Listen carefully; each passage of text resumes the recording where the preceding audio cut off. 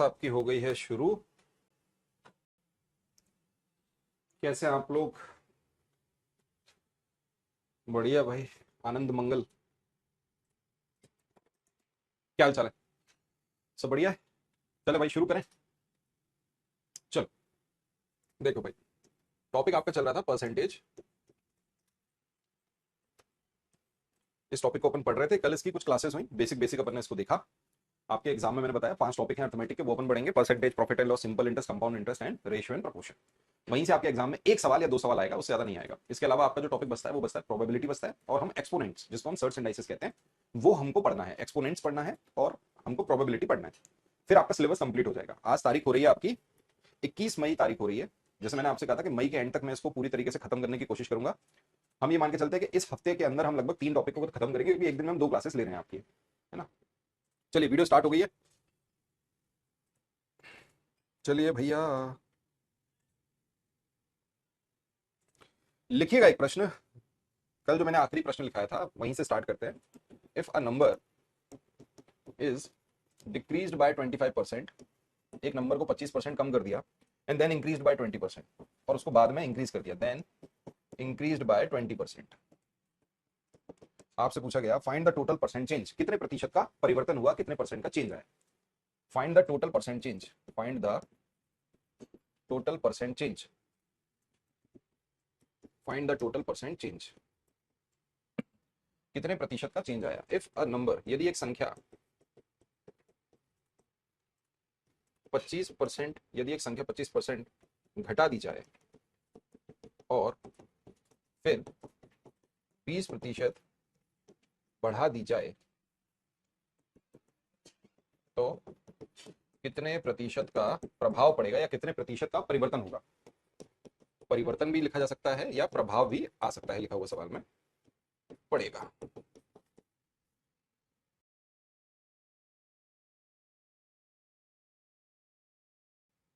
एक मिनट रुकना है ना।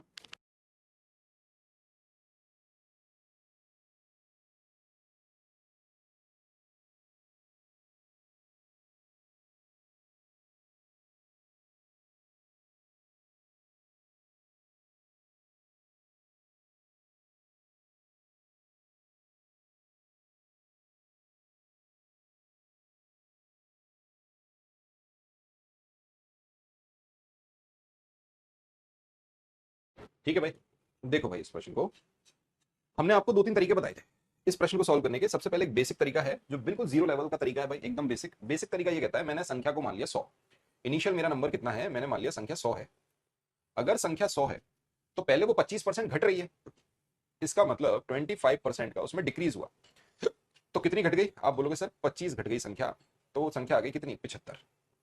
सीधी बात है, 25 घट गई। अब दोबारा वो संख्या बढ़ गई, और बढ़ने के बाद वो कितनी बढ़ी, 20% बढ़ गई। अगर मैं 20% इसको बढ़ाऊंगा तो भाई 15 5 75, इसका मतलब ये कितना बढ़ गया, 15 बढ़ गया। अगर ये 15 बढ़ जाएगा तो ये कितना हो जाएगा, 90। तो ये 90 मुझे क्या मिल गई, मेरी फाइनल वैल्यू मिल गई। इनिशियल वैल्यू 100 थी, फाइनल वैल्यू मेरी 90 है, तो इसका मतलब कितना कम हो रहा है, 10 कम हो रहा है। अगर हम इन दोनों को देखें, -25 और +15, इन दोनों का डिफरेंस निकालें तो सीधी बात है, इसका मतलब -10 आएगा। सीधी बात है, -10 आ गया। भाई -10 का मतलब 100 में से 10 गए तो 10, 100 का कितना प्रतिशत है, 10% है। आंसर आ गया 10% डिक्रीज। माइनस इंडिकेट करता है कम होने को, डिक्रीज होने को। इसका मतलब कितने प्रतिशत का प्रभाव पड़ा, 10% का प्रभाव पड़ा, वो भी कम हो गया 10%। ठीक है, ये तो रहा एकदम बेसिक। अब आते हैं हम बेसिक नहीं, दूसरे तरीके पे, तरीका नंबर सेकंड। तरीका नंबर सेकंड कहता है कि भाई हमारा सक्सेसिव परसेंट चेंज का एक फॉर्मूला है, x plus y plus x y upon 100। सीधी बात है, सक्सेसिव परसेंट चेंज निकाल लेंगे। आपको दे रखा है एक डिक्रीज बाय 25%। डिक्रीज मतलब नेगेटिव, इंक्रीज मतलब पॉजिटिव। तो मैंने ऐसे -25 एक वैल्यू रखी और एक +20 वैल्यू रखी। प्लस इंटू -25 इंटू 20 अपॉन, जब आप यहां देख पा रहे हो ये आ जाएगा -5, और देखो इससे काटा तो ये भी आ गया -5। आंसर आ गया, यहाँ परसेंटेज होता है, मैं इस पूरे के बाहर परसेंटेज लगा दूं तो ये भी कितना हो गया, -10%। माइनस इंडिकेट करेगा डिक्रीज को, डिक्रीज होने को, और प्लस का इंडिकेशन किसके लिए होगा, इंक्रीज होने को। माइनस इंडिकेट करेगा डिक्रीज को और प्लस इंडिकेट करेगा इंक्रीज को। कहीं कोई दिक्कत परेशानी, ठीक है भाई। अब आते हैं अपन एक और तरीके पे। दोनों तरीकों से सवाल सॉल्व हो गया। ठीक है, बात है तीसरे तरीके पे। तरीका नंबर तीसरा है प्रतिशत का परिवर्तन करें, प्रतिशत से हम फ्रैक्शन बना लें और उस बाद उस फ्रैक्शन से हम अनुपात बना लें। ऐसे भी सवाल को सॉल्व किया जा सकता है। प्रतिशत से बनाओ फ्रैक्शन, फ्रैक्शन से बना लो अनुपात। आपको दे रखा है 25% डिक्रीज। डिक्रीज का मतलब हो गया 1/4 डिक्रीज हो रहा है डिक्रीज। आपको फिर दिया है दोबारा 20% इंक्रीज, इसका मतलब 1/5 इंक्रीज है तो प्लस लगा लो। इसका मतलब पहले वैल्यू थी 4, 4 में से एक घट गई आ गई 3, फिर वैल्यू है 5, 5 में से एक बढ़ गई आ गई 6। ये है वैल्यू इनिशियल और ये है वैल्यू फाइनल। तो 4 पंजे 20 और 6 तिया 18, दोनों का अंतर कितना आ रहा है -2। कितना कम हो गया? 2 कम हो गया। इनिशियल से 2 कम हो रहा है तो 2 20 का कितना प्रतिशत है? गुणा 100। आंसर आ गया 10% कम हो रहा है। कहीं कोई दिक्कत है? बताओ मुझे, बोलो भाई।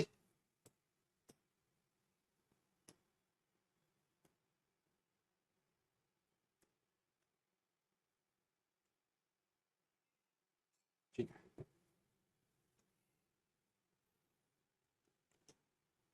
ओके, डन है। चलो, अब हम इसको एक डायरेक्ट तरीके से कर सकते हैं। डायरेक्ट एक तरीका समझिएगा। डायरेक्ट तरीका क्या है? जो चीज हमने यहां पे करी है हम सीधे डायरेक्टली सवाल को सॉल्व कर सकते थे। मैंने नीचे वैल्यू मानी इनिशियल, ऊपर मान ली मैंने फाइनल। बस भाई कर दो। पहले वो कितना कम हो रहा है? 25%। मतलब वो 100 से 25 कम कर दिया तो कितना हो गया? 25% कम होने का मतलब है वैल्यू कितनी आएगी? 75। फिर वो 20% बढ़ गया तो 100 से कितना हो गया? 120। यहां तक तो कोई दिक्कत नहीं है। बस भाई जीरो से जीरो कट कर दिया। अगर मैं 12 का पहाड़ा भी पढ़ लूं या नीचे 1000 मानूं या इसको और कट करूं, लो ये 3/4 हो गया और 4 से इसे काट लिया, ये हो गया 3, तो ये कितना आ गया? 9/10। इसका मतलब पहले इनिशियल वैल्यू 10 है, फाइनल वैल्यू है, तो कितना कम हो रहा है? 1 कम हो रहा है। 1/10 का मतलब है 10%। इसका मतलब 10% कम हो गया। ठीक है, मैंने यहाँ पे 4 तरीके से सवाल सॉल्व कर दिया। पहला तरीका बेसिक, दूसरा तरीका फॉर्मूला, तीसरा प्रतिशत से फ्रैक्शन बनाना और चौथा डायरेक्ट। ठीक है, चलो और लिखो सवाल। ना ना ना ना ना ना ना ना। आज आप अच्छे से क्यों नहीं चल रही है? अरे ऐसा मत कहो। If a number 75 is increased by if a number 75 is increased by 20% and decreased by 20%, पहले इंक्रीज किया फिर डिक्रीज कर दिया, what is the final number? What is the final number? बताओ भाई, रिजल्टिंग नंबर क्या होगा? बोलो भाई। सवाल के नाम पे क्या है? ये कलंक है, हलवा है भाई। 75 पहले 20% घट गया। 20% का मतलब होता है 1/5, और 1/5 निकालना जरा, इसका कितना आएगा? 15, तो 15 कम कर दो, 60 आ गया। इंक्रीज, सॉरी इंक्रीज कर दिया, प्लस कर दिया। 20% इंक्रीज कर दिया तो 90 आ गया। फिर क्या हुआ? 20% डिक्रीज कर दिया, मतलब 1/5 कितना होता है? 18 पंजे 90, 18 कम हो जाएगा। बताओ भाई, अब फाइनल नंबर क्या होगा? आपका एक तरीका ये है कि इन दोनों का ही अंतर आपने निकाल लिया, कितना आ रहा है? -3, मतलब 75 में से 3 चलेगा, यहां आ जाता 72। फाइनल नंबर ये रहा, ये है फाइनल और ये है इनिशियल। ये तो बिल्कुल मैंने बेसिक बात कर दी, एकदम बेसिक से समझा दिया आपको सवाल। ठीक है, आप अगर चाहो तो डायरेक्ट सवाल को सॉल्व कर सकते हो। डायरेक्ट कैसे करोगे भाई? इनिशियल और फाइनल, मतलब 20% बढ़ रहा है, 100 से 120 हो गया, फिर 20% घट रहा है, 100 से 80 हो गया, 2 जीरो से 2 जीरो कट गए, 18 94 और ये आ गया। इसका मतलब है -4 का मतलब है 4% डिक्रीज। 4% डिक्रीज, हाँ या ना? बताओ भाई। 4% डिक्रीज, 4% डिक्रीज का मतलब यह है 75 में से 4 गए तो बचा कितना? 96%। या मैं कहता हूं भाई इसका 4% कितना होगा? आप बोलोगे सर 3 होगा। 3 माइनस कर दो, 72 आंसर है सवाल का, यही सवाल का उत्तर है।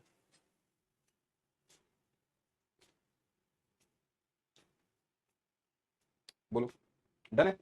क्लियर है? ठीक, लिखो अगला प्रश्न।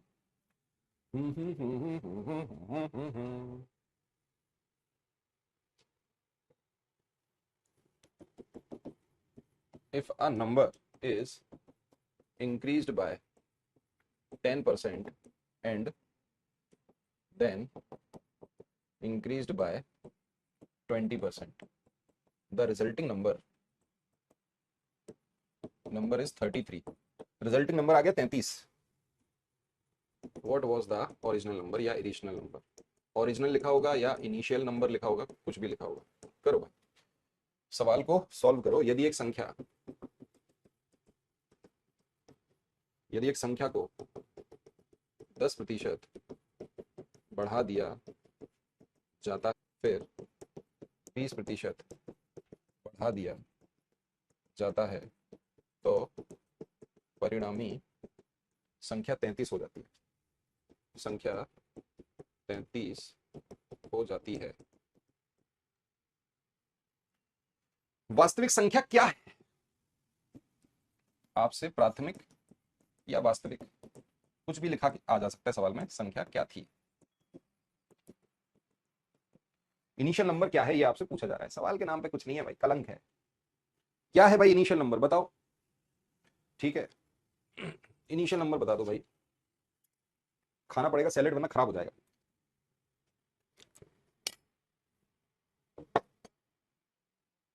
बोलो क्या है इनिशियल नंबर, कैसे करोगे?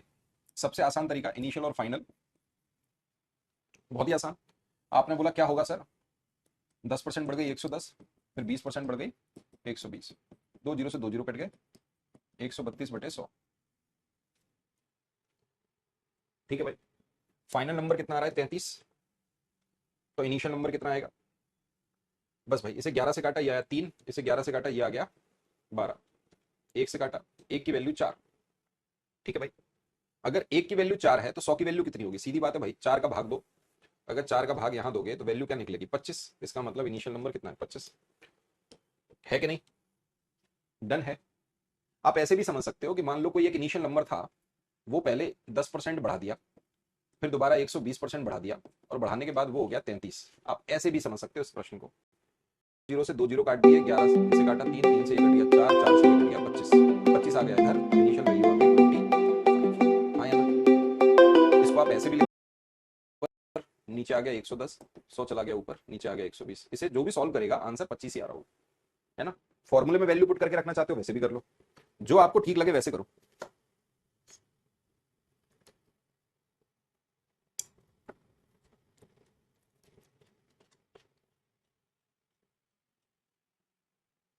ऐसा एक और सवाल लिखो।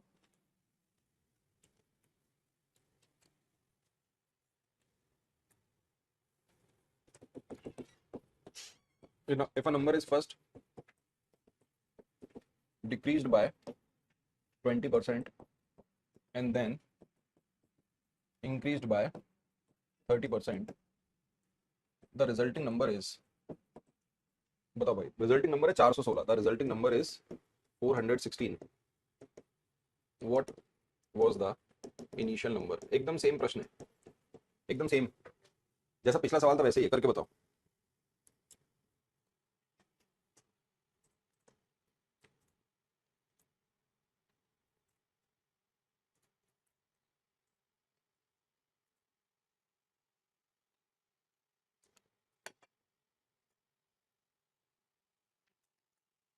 करो,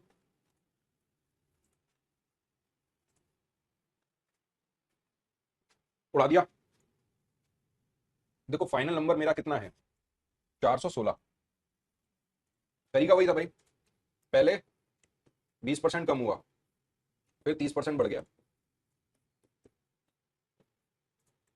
इनिशियल और फाइनल। डन है भाई, कर लोगे?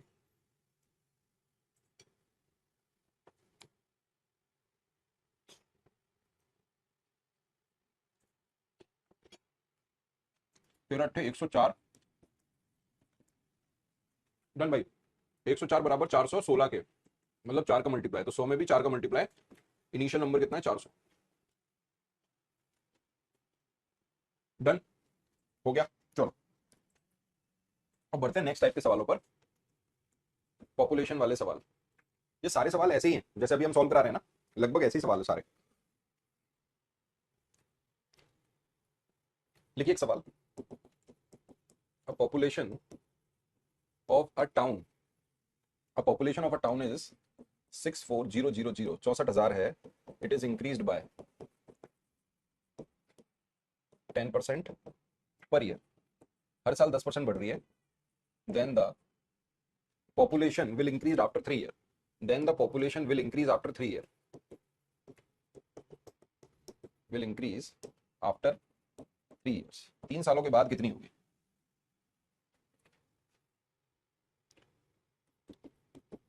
एक शहर की जनसंख्या या एक कस्बे की जनसंख्या 64,000 है, यह प्रतिवर्ष 10% की वृद्धि से बढ़ रही है, तो 3 वर्ष बाद जनसंख्या क्या होगी? 3 वर्ष बाद जनसंख्या क्या होगी? कैसे करोगे सवाल को? सबसे पहले एकदम बेसिक समझो।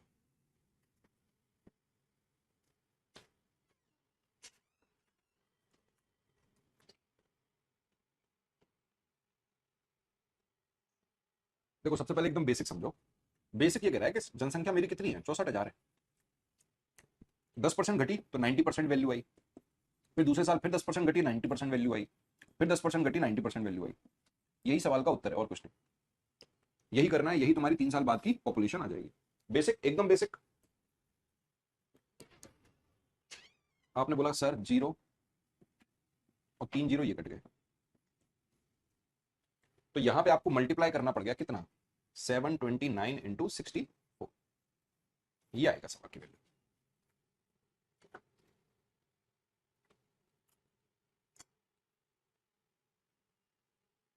अच्छा, इंक्रीज हो रही है, हमने घटा दी। इंक्रीज मतलब 110%, 110%, 110%। 3 जीरो से ये और 3 जीरो ये, 11 का क्यूब होता है 1331 इंटू 64, ये रहा answer.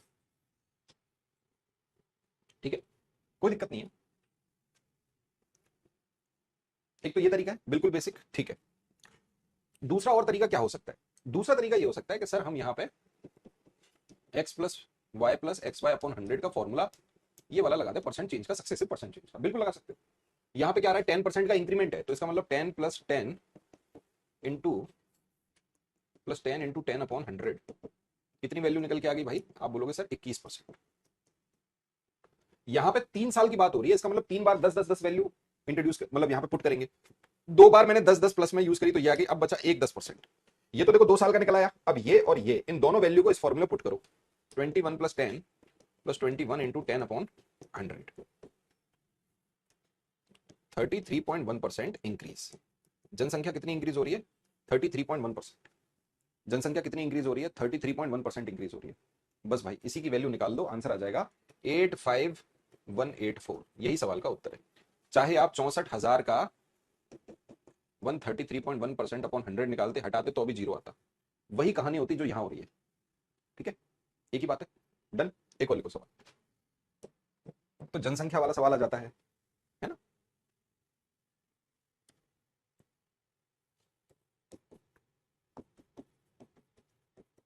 The population of a town 2 years ago, 2 साल पहले पॉपुलेशन टाउन की कितनी थी? 62,500। कितनी पॉपुलेशन थी? ड्यू टू माइग्रेशन, माइग्रेशन के कारण मतलब स्थानांतरण के कारण, टू बिग सिटीज, बड़े शहरों में लोग चले गए। Due to migration to big cities it decreases every year, it decreases every year, प्रत्येक वर्ष, every years at the rate, किस दर से या कितने प्रतिशत? 4% से ये कम होती गई हर साल। द प्रेजेंट पॉपुलेशन, अब पॉपुलेशन बताओ भाई, the present population of a town is, Hindi में सवाल लिखते हैं। 2 वर्ष पहले एक शहर, 2 वर्ष पहले एक शहर की जनसंख्या 62,500 थी। बड़े शहरों में स्थानांतरण के कारण, बड़े शहरों में स्थानांतरण के कारण प्रति वर्ष 4% की दर से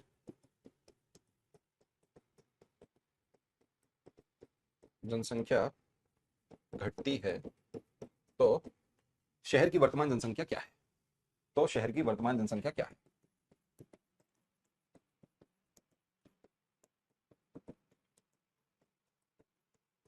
लो भाई, तो शहर की वर्तमान जनसंख्या क्या है? अब शहर की जनसंख्या क्या है बताओ?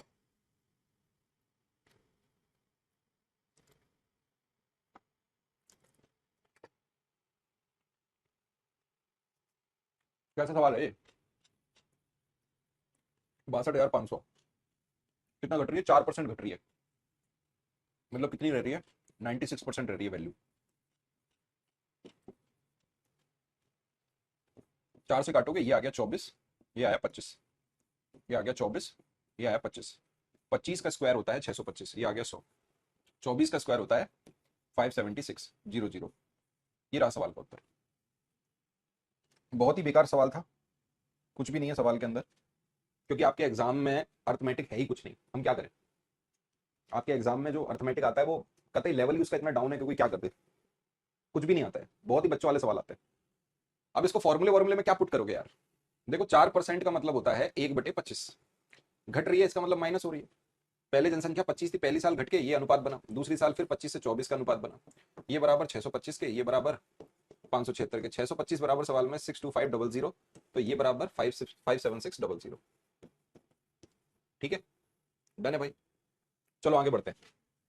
अब आते हैं मशीन वाले सवाल पर कि भाई मशीन की वैल्यू कम हो रही है या मशीन की वैल्यू बढ़ रही है, कुछ भी मान लो, चाहे घटे चाहे बढ़े। लिखो एक सवाल, द वैल्यू ऑफ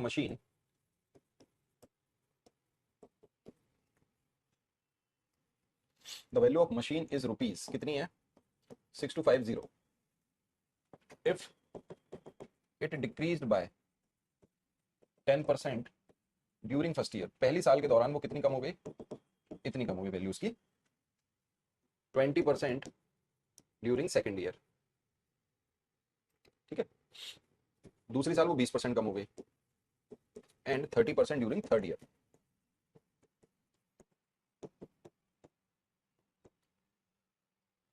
अब बताओ भाई, what will be the value of after 3 year? What will be the value of machine after 3 year? What will be the value of machine after 3 year?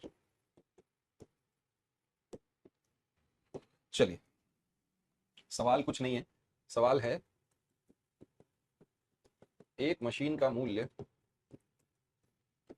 6,250 रुपए है, यदि वो पहले वर्ष में 10% कम हो जाए, दूसरे वर्ष में 20% कम हो जाए, और तीसरे वर्ष में 30% कम हो जाए, तो 3 वर्षों बाद मशीन का मूल्य क्या होगा? 3 वर्ष बाद मशीन का मूल्य क्या होगा? क्या करें इस सवाल का? सवाल के नाम पे क्या है ये? कुछ भी नहीं है। देखो भाई, आपकी मशीन का मूल्य है 6,250। पहले साल 10% कम हुई तो वैल्यू रही 90%, दूसरी साल 20% कम हुई वैल्यू हो गई 80%, तीसरी साल 30% कम हुई वैल्यू हो गई 70%। 3 जीरो से 3 जीरो काट दिया, 1 जीरो से ये भी काट दिया, ठीक है। ये आपका 25 से कट रहा है, तो 25 से काटा, ये गया 25 बार, ये गया 4 बार, 4 से काट दिया, ये गया 2 बार, ठीक है। 25 दूनी 50, 7 नम 63, 63 गुना 50, आंसर आ गया 3150। ये सवाल का उत्तर है। मतलब 3 साल के बाद मशीन की वैल्यू होगी 3,150 रुपए। किस किस का आंसर आ रहा है? सबका ही आ रहा है, कुछ है ही नहीं सवाल में। प्रश्न में ऐसा कुछ है नहीं जिस सवाल को करते वक्त आपको कोई दिक्कत है। दूसरा, अनुपात बना के सवाल को सॉल्व कर सकते हो, डायरेक्ट भी कर सकते हो। अनुपात बना के आप ऐसे कर सकते हो, या उस सवाल को 10% डिक्रीज का मतलब है 1/10, मशीन कम हो रही है। 20% का मतलब होता है फ्रैक्शन 1/5 कम हो गई। 30% का मतलब हो गया 3/10, ये कम हो गई। मतलब वैल्यू 10 थी, 10 से 9 हो गई, 5 से 4 हो गई, 10 से 7 हो गई। ठीक है भाई, बोलो भाई, कहीं कोई दिक्कत परेशानी है ना? आप चाहो तो इसको और छोटा कर लो, इसको कट करो 2 से और इसको कर दो 5, और छोटा हो रहा है, और हो गया लो, या चलो इतना ही रहने दो। 25, ये हो गया 250, और यहाँ पे ये वैल्यू आ गई। ऐसे कर लोगे, ये वैल्यू 250 वैल्यू सवाल में किसके बराबर? 6250 के। ठीक है, हो तो जाएगा सवाल, कहीं कोई दिक्कत तो नहीं आएगी। बताओ भाई।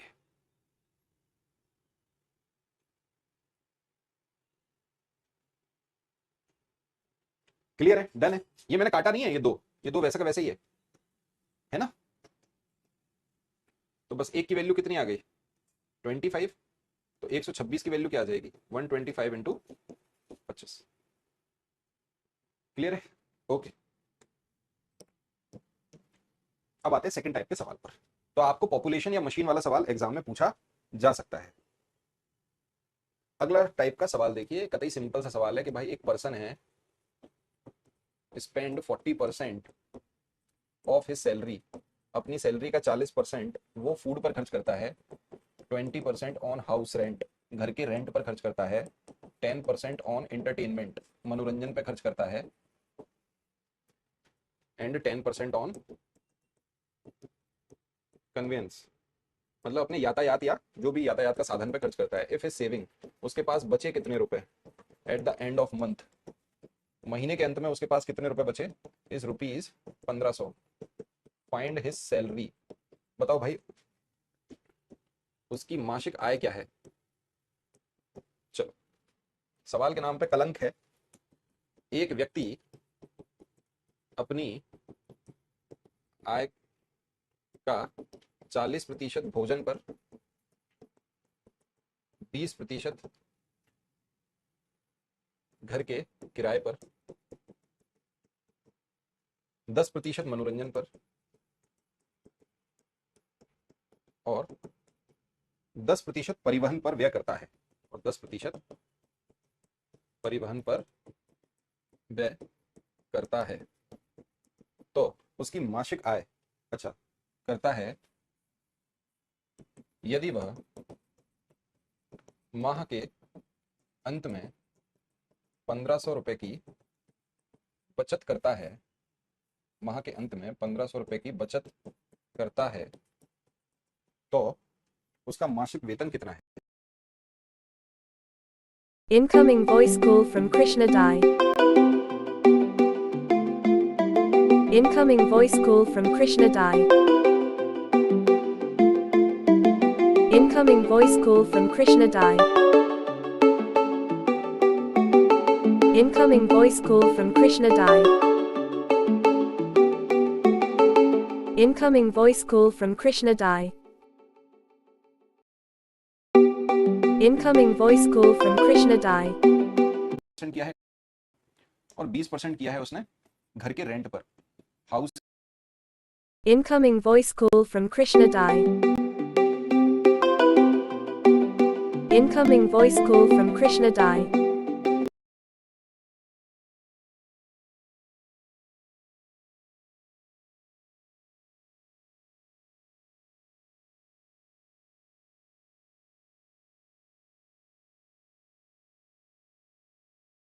इनकम,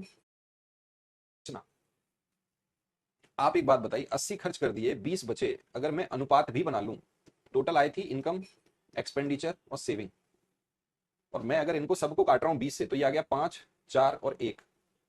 भाई सेविंग की वैल्यू सवाल में 1500 है, तो 15 5 75, तो इनकम कितनी होगी, 7500 रुपए। यही सवाल का उत्तर है। आप ऐसे समझ सकते हो कि भाई उसकी इनकम का जो 20% होगा, वही सवाल में 1500 रुपए बचा हुआ है, यही तो बचत है। तो इनकम इज इक्वल टू कितनी हो गई, 7500। क्या है सवाल में, कुछ है सवाल के अंदर जो आप नहीं समझ पा रहे। बड़े आगे, ठीक है।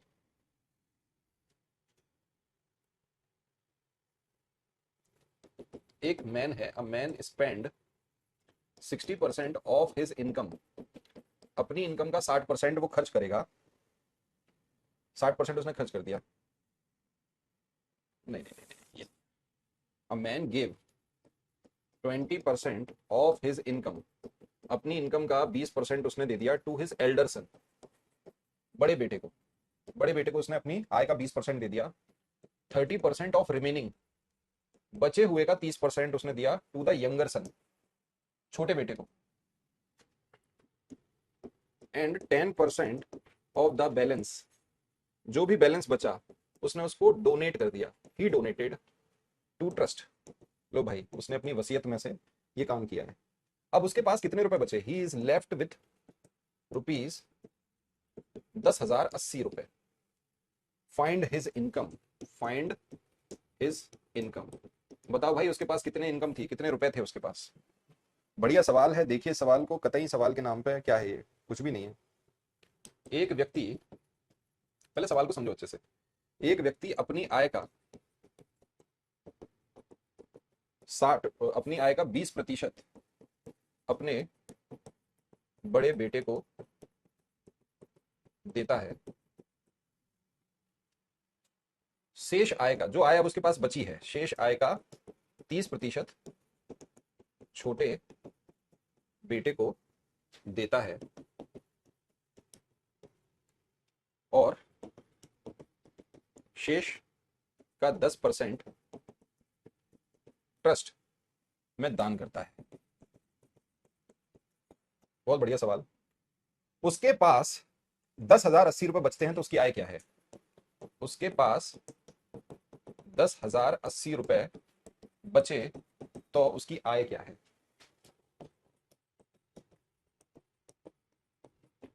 करिए सवाल को, गणित का सवाल है, देखिए भाई।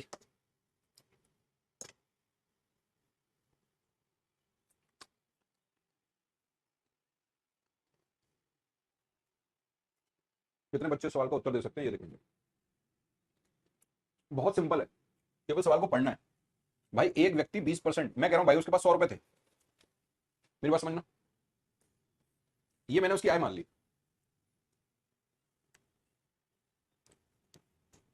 20% उसने खर्च कर दिया, बेटे को दे दिया, तो अब उसके पास बचा कितना होगा? आप बोलोगे सर 80% बचा होगा, मतलब 80 बचा, ये क्या है? रेस्ट, आप बोल सकते हो शेष।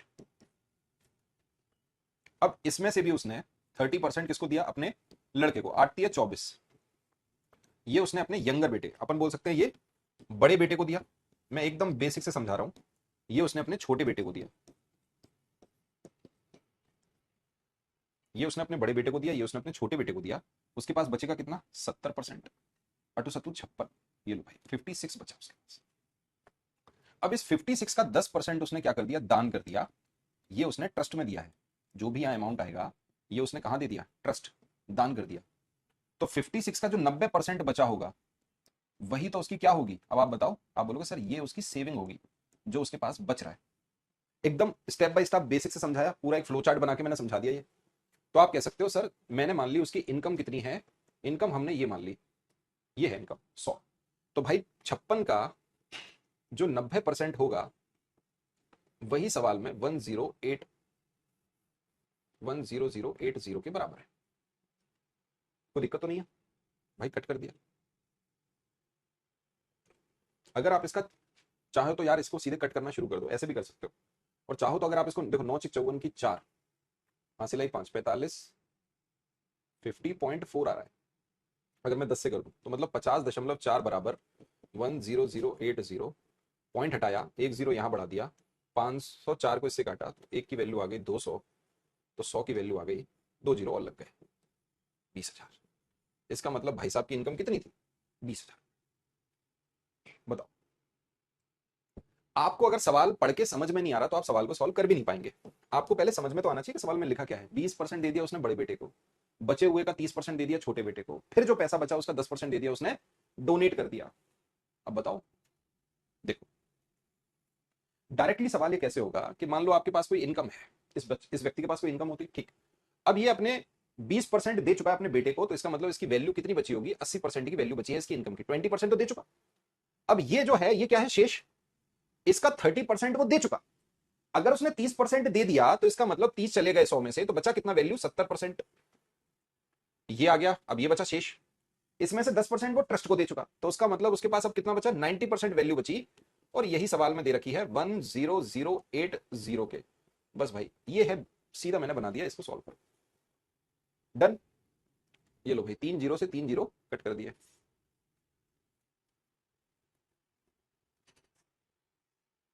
हो जाएगा भाई, कर पाओगे? अगर आपने अटू सत्तू 56 और 56 में 9 का मल्टीप्लाई किया तो ये कितना आ जाएगा भाई? 504 बटे 1000, वो सॉरी गुणा होगा ये, बराबर 100,080। 504 से इसे काटा तो यहां आ गया 20, 1000 का मल्टीप्लाई किया तो इनकम निकल के आ गई, 3 जीरो और लगा लो, 20,000 रुपए इनकम है। डन, ठीक है, चलो आगे बढ़ते हैं।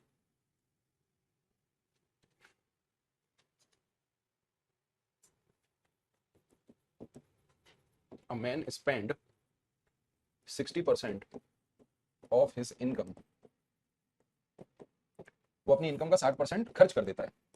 If his income increased by 15%, अगर उसकी इनकम बढ़ जाए 15% and his expenditure increased by 15% और उसका एक्सपेंडिचर भी बढ़ जाए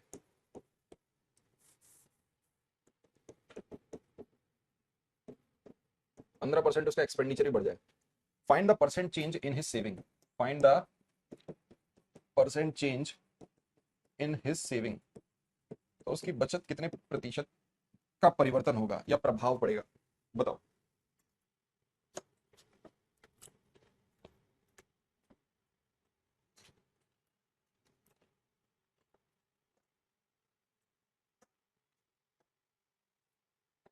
बताओ भाई,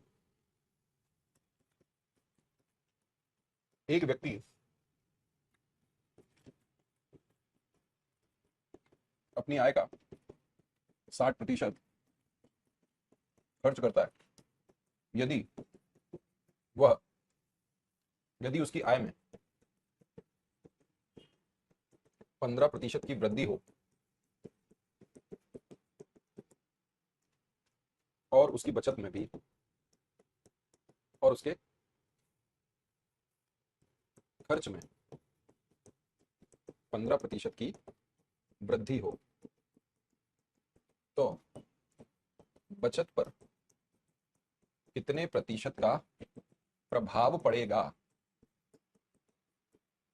बताओ। या बचत में कितने प्रतिशत का परिवर्तन आएगा, बचत आपकी कितना प्रतिशत परिवर्तित हो जाएगी, बताओ, बोलो बताओ। देखो एक बात आपको पता होनी चाहिए, इनकम इज इक्वल टू होता है एक्सपेंडिचर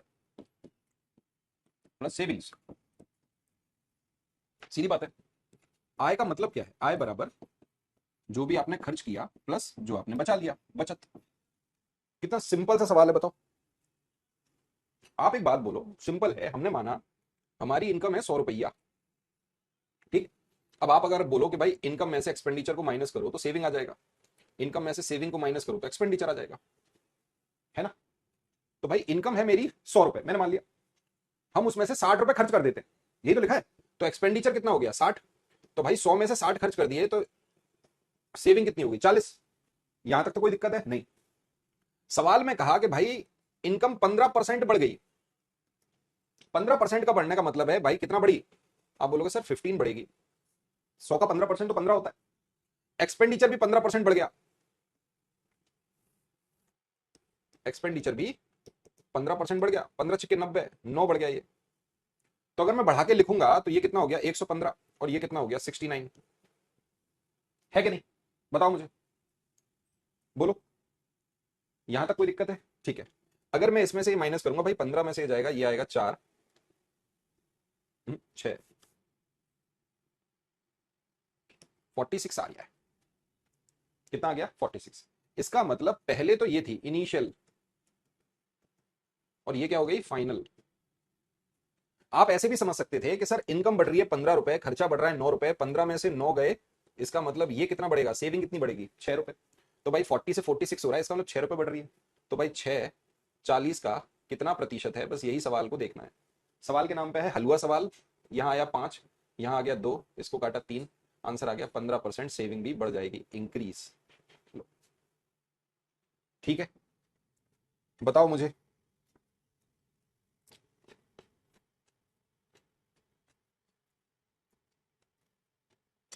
कहीं कोई दिक्कत?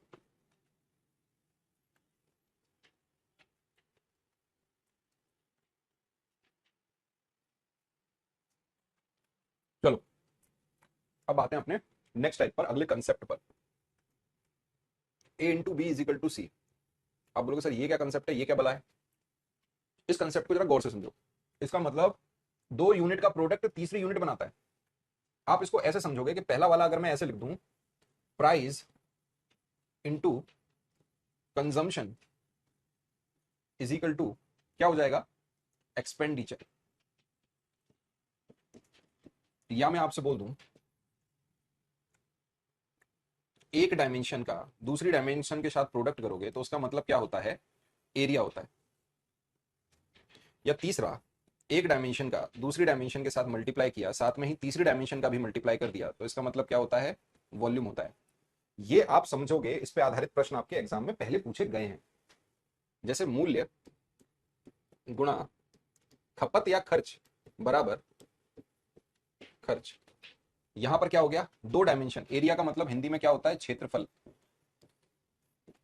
वॉल्यूम का हिंदी में मतलब होता है आयतन। अब इसमें तीन केस बनते हैं। इसमें क्या बनते हैं, इसमें तीन केस बनते हैं। केस नंबर, आप देखो कैसे।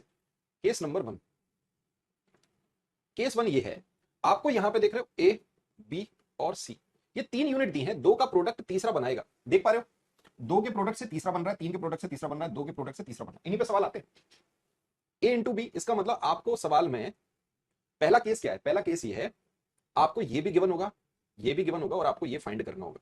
ठीक है, पहला case. Case number two, case number two है कि यहां पे देखो ए इंटू बी बराबर सी। यहां पे आपको ये गिवन होगा, ये गिवन होगा, और आपको ये फाइंड करना होगा, या ये गिवन होगा, ये गिवन होगा, और आपको ये फाइंड करना होगा। क्या ये बात आपको समझ आ रही है? अब इसमें आता है case number three. Case number three ये कहता है कि A into B is equal to C. यहां पे जो सी होगी वैल्यू, वो आपकी सेम होगी, मतलब समान रहेगी, चेंज नहीं होगी। उसका मतलब ये हो गया कि ए इनवर्सली प्रोपोर्शनल टू बी, इन दोनों की वैल्यू इनवर्सली प्रोपोर्शनल होगी। एक एग्जांपल के तौर पर मैं तुम्हें ये समझाता हूं। जैसे हमने क्या बोला, price into consumption is equal to expenditure. Example के तौर पे इसको समझो। आपके घर पे चावल आते हैं, आप घर पे चावल तो खाते ही हो, हर कोई खाता है, दबा के खाते हो, खूब सारे चावल खाते हो। मैंने आपसे कहा आपके घर पे price into consumption is equal to expenditure. समझना, देखो ये कैसे पॉसिबल होता है, इसको देखते हैं। आपके घर पे जो चावल आते हैं उन वो है 100 रुपए किलो, या मैंने कहा भाई वो 80 रुपए किलो चावल है, 80 रुपीज पर केजी। प्राइस उनका क्या हो गया, 80 रुपीज पर केजी। 80 रुपए किलो वाले चावल तुम खा रहे हो, तुम्हारे घर पे एक पैकेट आया, और वो चावल पूरा 5 किलो का एक पैकेट आता है, बड़ा वाला। तो वो 5 किलो का पैकेट है, तो 80 गुना 5, इसका मतलब आपके घर में 400 रुपए खर्च किए जाते हैं चावल पे। चावल पे कितने खर्च किए गए, 400 रुपए। सीधी बात है भाई, 80 रुपए किलो का चावल, 5 किलो का पूरा एक पैकेट है, तो 80 गुना 5 मतलब 400 रुपए। ठीक, चलो। आपकी क्या हो गया, प्राइस बढ़ गई, प्राइस बढ़ गई। महंगाई बढ़ने के कारण अब चावल आ रहे हैं 100 रुपए किलो। लेकिन आपकी माता जी ने कहा कि जो पहले खर्च हो रहा था वही होगा, पहले भी 400 रुपए खर्च हो रहा था, अब भी 400 रुपए खर्च होगा। इसका मतलब अब चावल कितने किलो यूज होंगे, कंजम्पशन क्या हो जाएगा, कम हो जाएगा। प्राइस बढ़ेगी, इसका मतलब हम ये कह सकते हैं इस केस के अंदर, अगर ये बढ़ेगा तो ये घटेगा, अगर ये घटेगा तो ये बढ़ेगा, दोनों एक दूसरे के इनवर्सली प्रोपोर्शनल है। हाँ या ना, ये सुनो। तो चावल अब खपत क्या होगी, 4 की। अगर मैं 80 और 100 का अनुपात निकालूं, तो ए का अनुपात अगर x और y होगा, तो b का अनुपात क्या हो जाएगा, जस्ट उलट y और x। देखो चाहे यहां चेक कर लो, 20 से काटा यह है 4, 20 से काटा यह है 5। अगर प्राइस 4 से 5 हो रही है, तो कंजम्पशन 5 से 4 हो रहा है। देख पा रहे हो, ये आपका अच्छा केस है, इस पे ही सवाल आपके एग्जाम में पूछ लिए जाते हैं। डन, आगे बढ़े या चलो 2 बजे से स्टार्ट करते हैं इसके सवालों को करना, ठीक है। इसके बाद जो क्लास होगी अभी 2-3 मिनट का गैप लेते हैं, फिर अपन इसी को करते हैं, जब तक मैं अपना ये डाइट अपनी खत्म कर लूँ। चलो भाई, बहुत बहुत शुक्रिया, इसी को पढ़ेंगे अभी।